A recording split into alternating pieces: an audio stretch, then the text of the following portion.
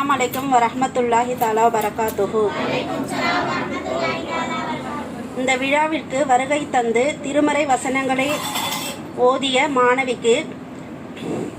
மாணவிக்கும் மழலை குரலில் கீதம் பாடிய சின்னஞ்சிறு குழந்தைக்கும் வரவேற்புரை ஆற்றிய மாணவிக்கும் பார்வை ஒன்றே போதுமே என்ற தலைப்பை பற்றி அழகாக முறையில் எடுத்து கூறிய மாணவிக்கும் எவ்வளவு அழகான முறையில் பேச வேண்டும் என்ற அடிப்படையில் பேச்சின் ஒழுக்கங்களை பற்றி பேசிய மாணவிக்கும் யாருடன் மறுமை நாளில் அல்லாஹ் பேச மாட்டான் என்று பேசிய மாணவிக்கும் டிவியை மூடுங்கள் குர்ஆனை திறங்கள் என்ற பேசிய மாணவிக்கும்